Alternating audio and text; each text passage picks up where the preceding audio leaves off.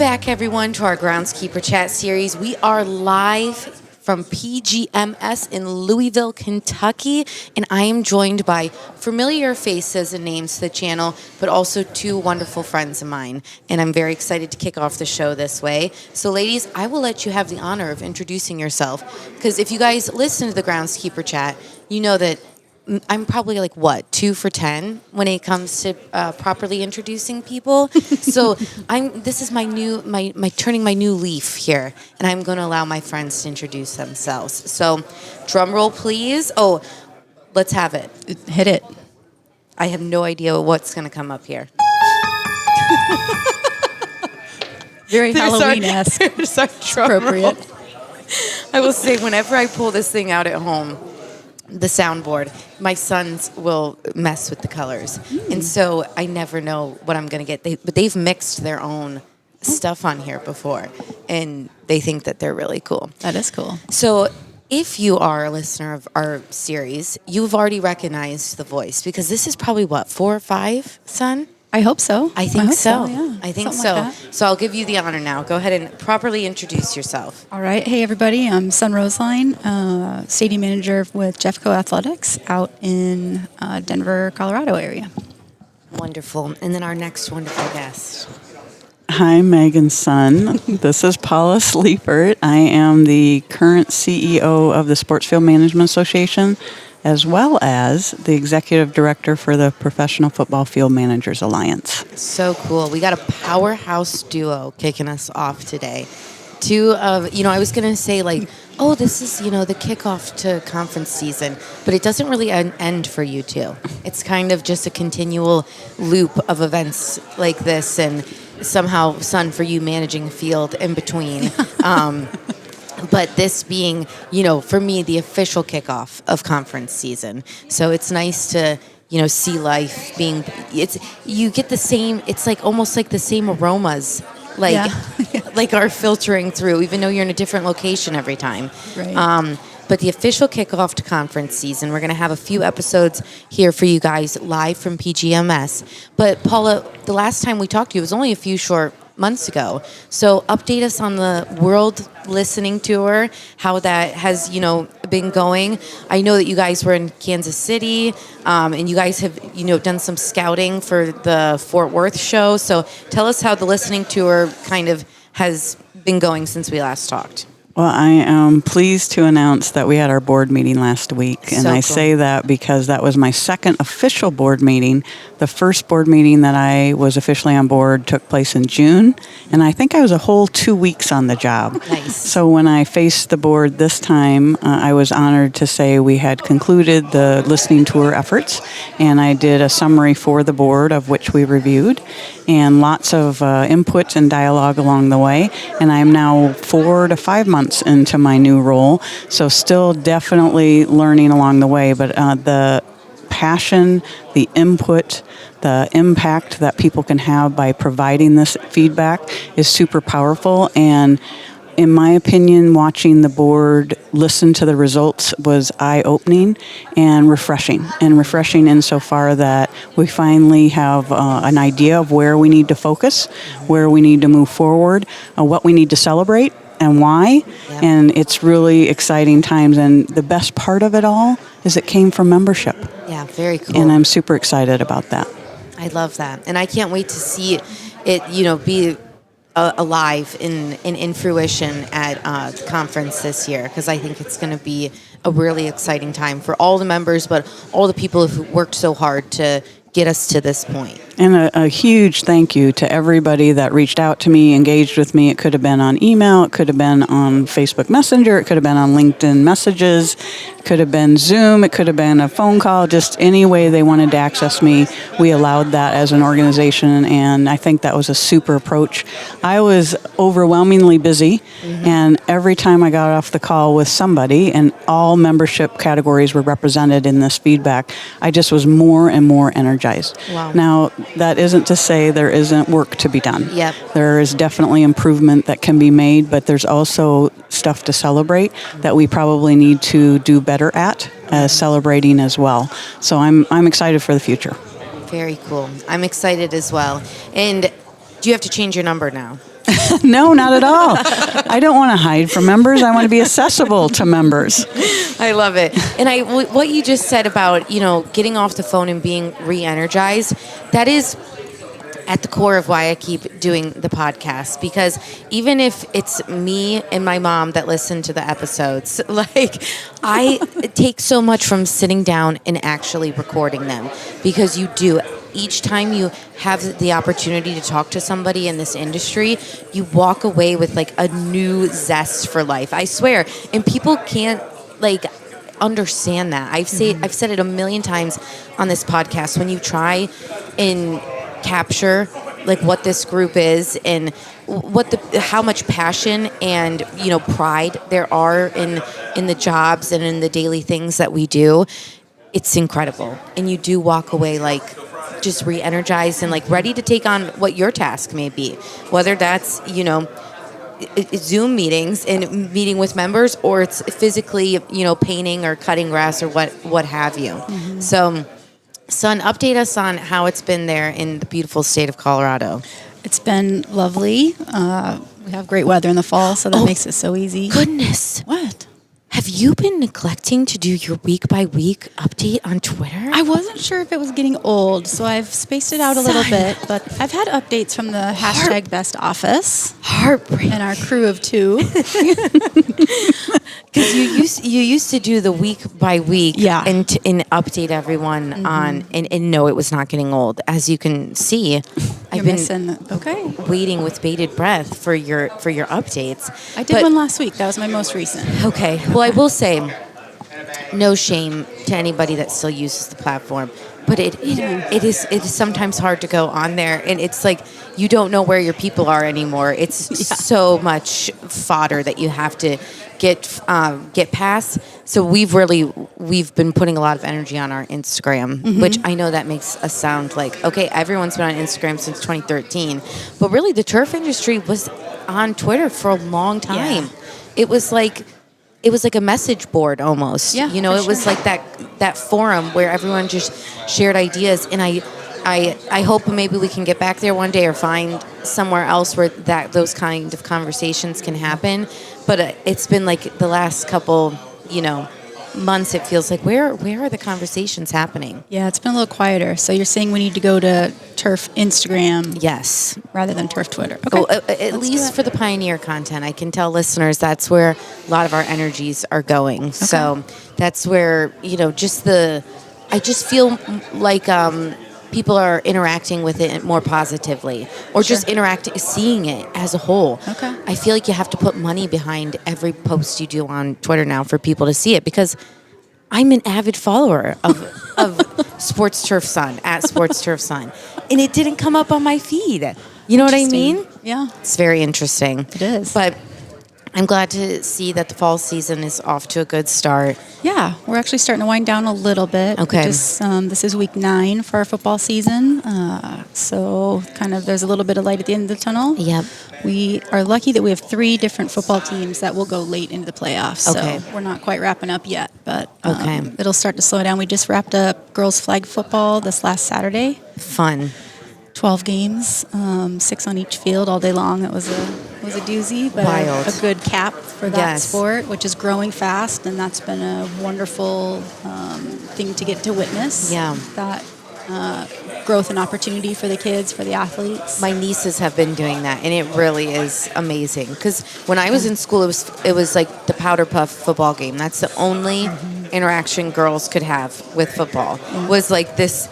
It was like a show of sorts, because the boys would dress up as cheerleaders, like the girls were out there all dressed up. But now, like, my nieces, that was the first sport their parents put them into, was the flag football, instead of, the typical maybe like little kickers or softball or something.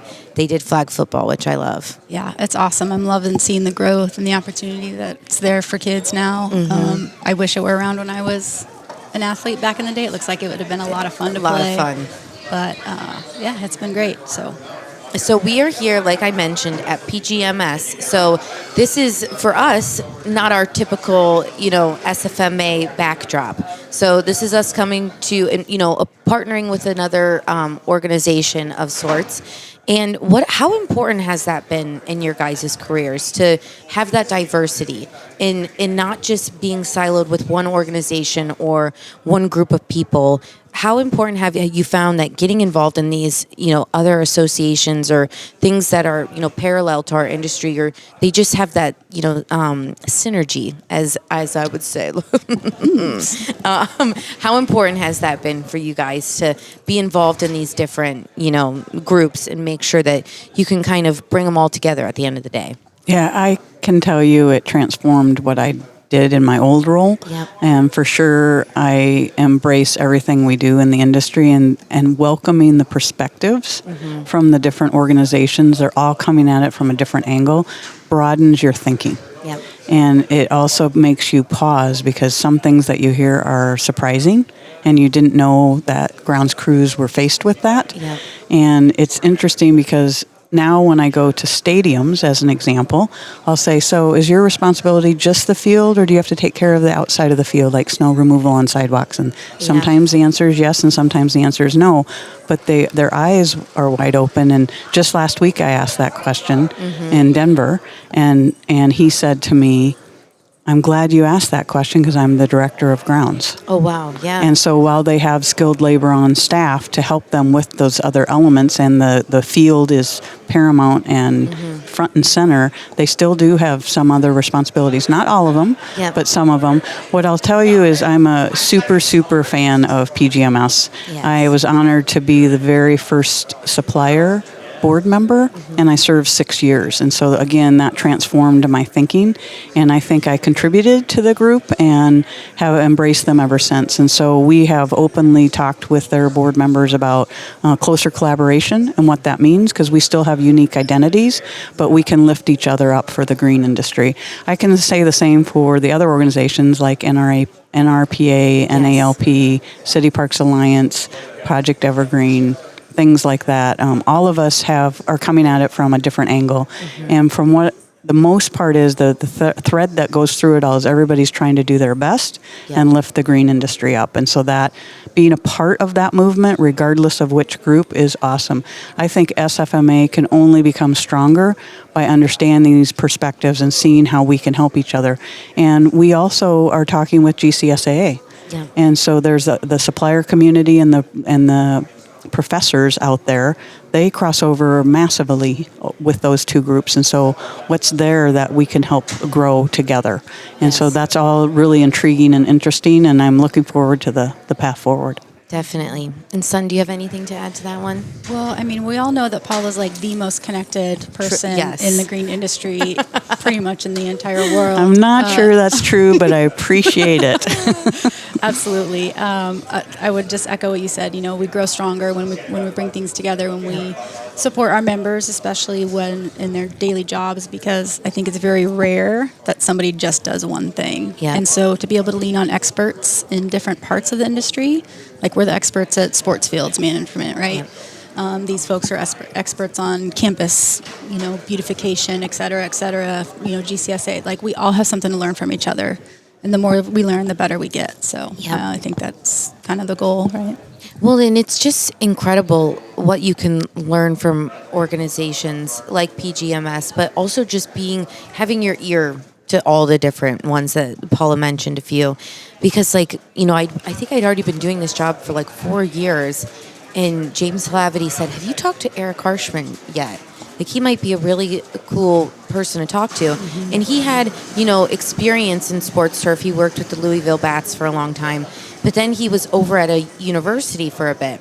And I was like, I've already talked to him about baseball stuff. I don't need to, have him on again for baseball fields. And he's like, oh, no, that's not what, he does anymore. And I remember having Eric on and just being like, oh my gosh, somebody does that? And it's after 4 years of literally telling people, open your eyes, there's somebody doing these jobs. Yeah. I had the same experience where I was like, oh my gosh, somebody does that, and they're in our own industry. And just when you can support. When you know them, you can support them. If you don't, know that even exists, how can you show your support? So. And with PGMS specifically, we have 3 SFMA board members here.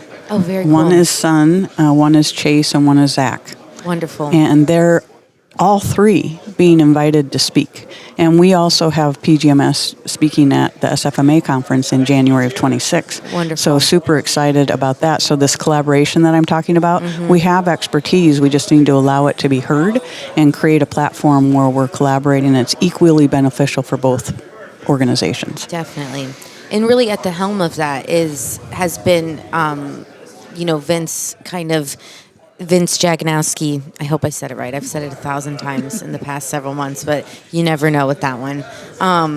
Really being open to those conversations and pushing that needle forward. And even just getting to spend time with him candidly or professionally, you can see that he has enough passion in his body to move the needle forward, probably on his own, but the fact that we're going to do it alongside him is really exciting because just how much more we can accomplish that way. Yeah, his leadership is paramount for PGMS, and I'm watching him personally and professionally grow as he's watching me, and it's so much fun because we're cheerleaders of each other. I love that. Yeah. And, also we have, the alignment and the synergy that can happen when these groups get connected and grow together, but also the community. Like, finding your people in all the different corners of the world, that is so important.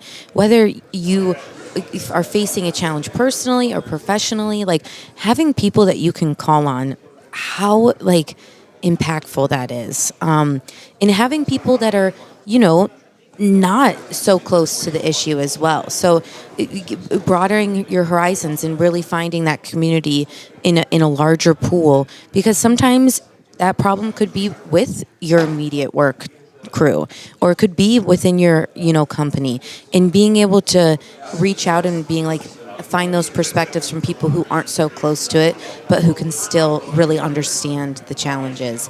When have you guys found that to be beneficial in your careers? Daily, it seems like. Yeah. I think that there's so much strength in having a network and a support group. Regardless of what the challenge is, there's somebody that I can reach out to at any point in time. And they're, the coolest thing about our industry is that the information sharing and how willing people are to help each other and support each other especially through difficult stuff. But even just bouncing ideas off of each other, there's no way to get better other than trying something new. Yes. And to improve upon something is my goal. I want to get better every single day at what I'm doing. Yeah. And it's great to have feedback from other eyes, other vantage points, and I think we just get stronger with that support behind us, and you get a little bit braver too. Definitely. I might be willing to try something, throw my hat in the ring for something, or try a particular application on the field or what have you. If I have a little bit of confidence behind. Definitely. From somebody else too. Yeah, so. just those people, invested in the outcome along with you is always really important. Yeah. And Paula, we saw it live out this past year. People, call to arms. Paula Sliefert, we want her as president of the world. Yeah. Your thank you. came and really rallied for you. Yes, I can't tell you how appreciative I was of that. Humbled, for sure, but the safety net of the community of the green industry and all those organizations that I've mentioned earlier, that's what kept me less sad when I was going through the career transition. And so I ended up pivoting and making sure I was always being positive. I woke up every day saying, what's something positive today? But the outreach of people that talked to me during a time when I had nothing to give them was amazing. And I'm not sure I could have gotten through that without this. And then the wealth of support from the NFL guys specifically that helped me helped recognize they had a skill set, that I had a skill set I could help their organization. And then I went through the rigorous process of getting hired at SFMA, and the questions along the way were telling, because I just had this wealth of people behind me encouraging me, making sure that I knew my confidence wasn't shaken. They knew what I could help do with the organization, with the guidance of the board of directors, things like that.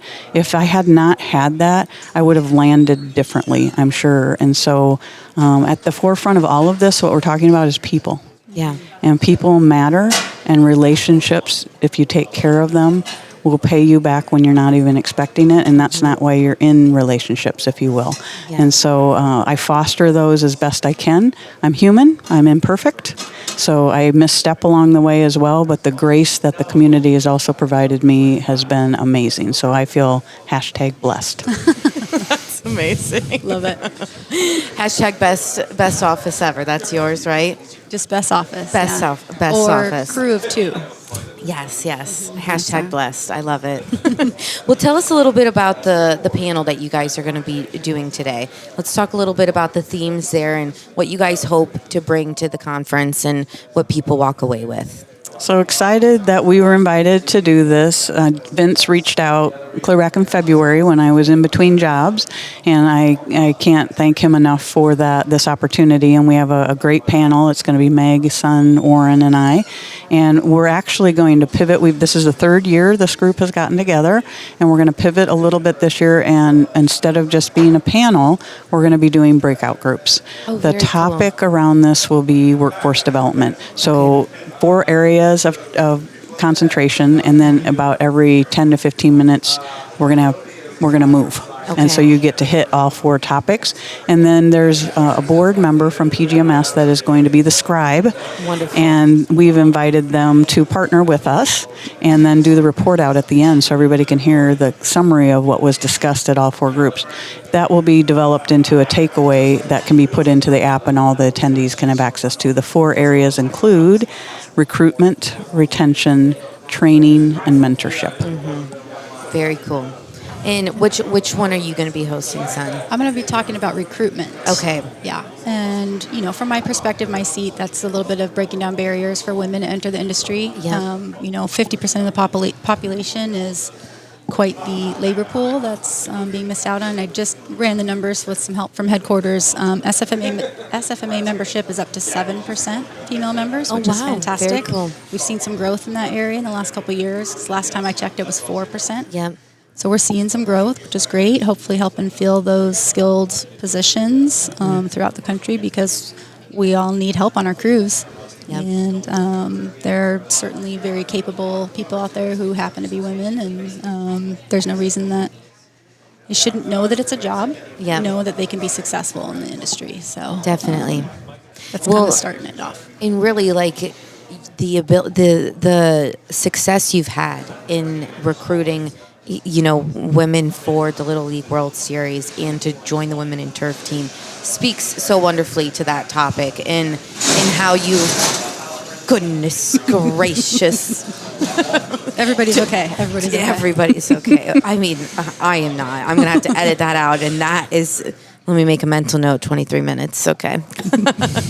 And just, how successful that's been to not only, hit those points that you said, for people to know it's a job and that you can be successful, but really that second point, to have that see it, be it, to be in that group and say, if this is your first day on the job or you're 2 years in, to see people like Sun who have had, 20 years under their belt, and they still come to the table with this vivacious, energy and excitement for the gig at hand is, I think, the most powerful element of that group and the community, of course. Yeah, I was going to say, it kind of goes back to having that network of support, right? Like somebody was there for me early in my career to kind of nudge me along and support me along the way, and to have that opportunity to give that back to the next generation of emerging professionals is a real honor, definitely. I love it. And then what topic will you be moderating? I will be moderating the mentorship topic. Love it. And I love that topic because I've been both a mentor and a mentee, but I also am going to introduce the idea of a champion.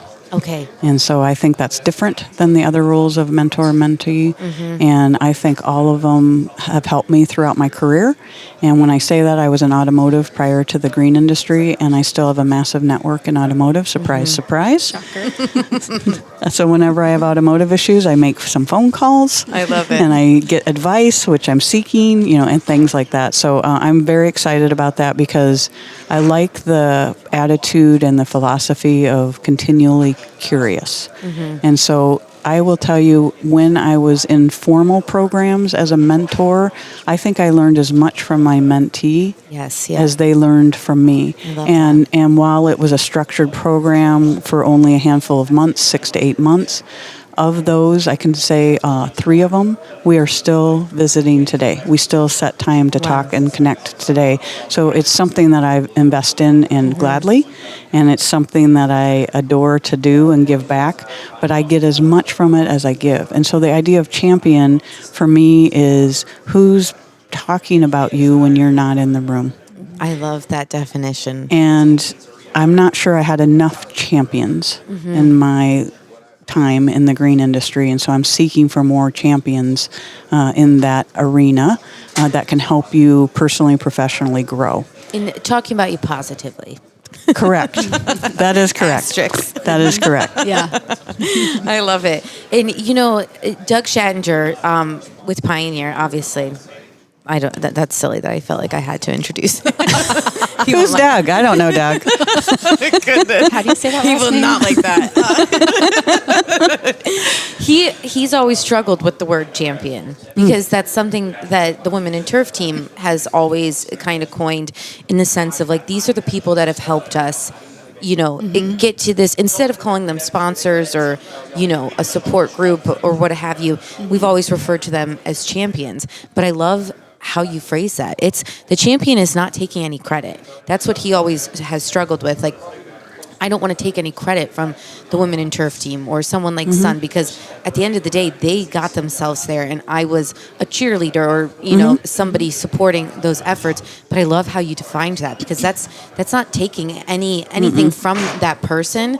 But I love that you can change somebody's career if you are championing their entire brand, as I like to call it, talking about them positively when they're not in the room. I love it. And I've seen that unfold for others, and I don't know that I recognized it at the time it was happening. Yeah. And so a mentor, in my opinion, they're vested in what you want to do for the next step, and they help you work on a plan to get to that next step. A champion's a step back. You are right. They're still positive. They're watching from a distance. They're maybe guiding a little bit, but somebody else is working with you on the tactics of how to get there. I love it. That is very cool. Okay, so Sun and I have already kind of started this yesterday. We had our official, this is what I've been waiting 27 minutes to get to, folks. We had our official book club update last night. So we wanted to check in with you, because on our episode we talked books for a little bit. So what have you been reading this summer besides the World Listening Tour? All those DMs and all of that. Yeah, the listening tour is a book itself. Yes. And just ask the SFMA board of directors, because they were teasing me last week that I killed a tree for the printouts that I handed them of the results that they can start using as guidance for the strategic plan moving forward. I'm a huge Meg Robbins fan. Okay. And so I'm deep into let them theory. Oh, yes, we talked about that last night. And while I am reading the book, I'm not reading it to get through it. I'm reading it and then setting it aside and reflecting, and then testing myself if I'm practicing some of the stuff that is being offered in that book.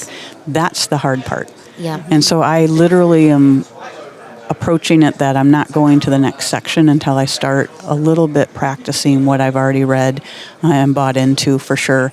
And it's like, it's like a duck, water off your back. And so the whole let them theory is control what you can control and just accept those things around you that you can't. You can't change the weather, so why get mad at it? Right. Yeah. Yep. And we talked about that at a really important time. I think we had already stopped recording, but I did cry on a Zoom meeting with Paula. Yes. And I have a little window in my office where people can see, and I was, of course, perfectly situated in front of it, and people thought I was like getting fired via Zoom, even though I was in the office. No way. Oh my God. No, we were connecting. Two people came up to you and they're like, "What just happened?" I was like, "Nothing. Leave me alone." And then I probably should have clarified, because that's when it was like, did she just get a bad review or something, like on Zoom? Why, Not at all. Why it would be via Zoom when I was in the office? But No, hilarious. it was the connection that we created. And Definitely. you chose with me, and this is a blessing in my life, to be vulnerable. Yes, And when you chose to do that, that took courage. definitely. And so I was happy to stay on with you and visit through a very difficult topic. And I can't even express to you how much I appreciated it at the time. Same, because you gave me an opportunity to give back. Definitely. In that you did. And Sun was another one that and that's what I mean when I talk about that community, especially for me this summer. It was, I needed people that were far away enough from it. Like, when you talk to people that are personally affected by the same thing, it's hard for them to come to it and offer support in the way that you may need at the time. And so I think Sun was one of the ones I shared the happy news with at the start, and then Paula, she got the other end of it. And that's what we're here for. Absolutely. Right? We're here for each other, for sure. Definitely. 100%. And so to both of you, again, I appreciate your friendship and Same. what this industry has given me in that sense. I'm like, man, they really suckered me in. I'm never going to be able to leave. Like, I'd have no friends. That is probably also not true, but what I can tell is you're definitely making an impact. You're creating noise, and you're giving visibility to a role in the industry that rarely gets it in a formal way. In the podcast and the ongoing podcast, that's all you, Meg. I appreciate And so that. we need to celebrate that. We need to appreciate celebrate you. And that's effort. And hopefully you're feeling some of the rewards. But Okay. to continually do it and the tenacity week after week, day after day, I don't know how you do it without questions already written down. I know that is Doing it. It's super impressive. People, they probably when they sit down. Paula asks, she's like, "Do we know what the question?" And I'm like, "No." I have no idea what I'm going to ask. I came from a corporate environment, so I'm used to being scripted a little bit more. And I can. It's funny because there are definitely places where it's, you have to go through a comms department in order to get people to agree to come on, and I will send them an outline, and I will always start with the first question on the outline, and I tell them, I was like, just know that once I get going, there's no. I was like, It's a mystery. you'll have the green light at the end. Like, I won't post it if you absolutely hate it. But yeah, there's having no idea where I'm going when I often pick up a word and start a sentence. It's an adventure for sure. Well, it I'm makes here it- for it. Don't you agree, Son? It makes it authentic. Oh, absolutely. 100%. Yeah, it's a conversation versus like Yes. when it's scripted, it's not as genuine. Well, and Definitely, it makes everyone, operate on this piece of paper. So I've always found that if I have to follow an outline, I'm thinking about how I'm going to phrase the next question while you're responding to the last one. Sure. And I could be missing the golden nuggets in there. But if it's really treated like a conversation, then it flows so much more naturally. Yeah, you're darn good at it. And something that I've always resonated with Sun on is, the things that keep us grounded outside of the gig. And you do such a wonderful job at that. You love live music, or at least we share some of the same things in that sense. We both really love live music. Yep. We love the books. You love your pets. And your wife. And your wife. Numero uno. Yes. I couldn't do the rest without her support and her blessing as Yeah, well. Truly. she's your champion, that's for sure. Yeah, Truly. definitely. Truly. Always in my corner. I love that. Yeah. And so what are the things that have been fueling you this past year as you've kind of passed the baton and maybe had some more time to invest in those things outside of the gig? As you pass the baton of the presidentship is what I was referring to, but Sure. Yeah, so that's changed a little bit this year. Throughout the past couple of years, I've been super involved, day to day, week to week, Zoom meetings, and then when we're lucky to get Paula on board, then the whole executive committee's had the opportunity to take a step back and get back to what a normal board role is. So that's been great, getting a little bit. I feel like I'm only working 1.5 full-time jobs instead of 2.5, because our job is definitely more than one. 7.5 at times, I felt like for you. Yeah, it was, it was an adventure. I absolutely learned a lot, and I wouldn't change any of it for the world. But I'm happy to have the opportunity to pass the baton on. I think Adam's doing a killer job leading the association this year. Lucky to get to work closely with him the last couple of years and hopefully mentor him a little bit in what was coming his way, sort of. But yeah, I think he's doing a great job as the president this year, and I'm thrilled to have the opportunity to still observe it. Yes. From a little bit of a distance this year. Yes. And I have to commend Sun because as past president, she also has the obligation to create the slate for the next round. And they're in the thick of that at the moment. It will become when it becomes public, it becomes public to everybody at the same time. But Sun's been leading those efforts, and it's impressive of how you're navigating that. So I'm really pleased with what you're doing. Thanks, Paula. I love it. And how cool it will be when people look back and, see the president's overtime, and yours just has a big old chunk on the timeline. I love it. It feels right for me. It's an adventure. It was an adventure for sure. So, Paula, a similar question to you. What are the things that you do outside of the gig to help you stay grounded? What are those things that just refuel your fire that, you go and do them and you're like, yep, that's why I wake up every day and breathe?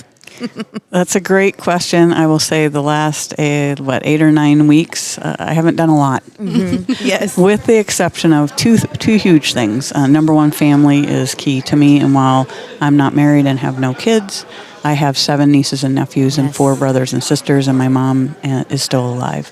So my 83-year-old mom, I love her to death. She pushes me almost every day. Yes. And one of the first nephew, the oldest nephew, he got married in September. Oh, so sweet. And what trip did he pick when you did? Iceland. Okay. We went to Iceland together. Okay. And it was interesting the morning. I think, he seems still pretty young to me, and that's his life, his choices. How old is he? 23. Okay. I got married at 22 and my husband was 21. Yeah. We're really wacky, but we're doing okay.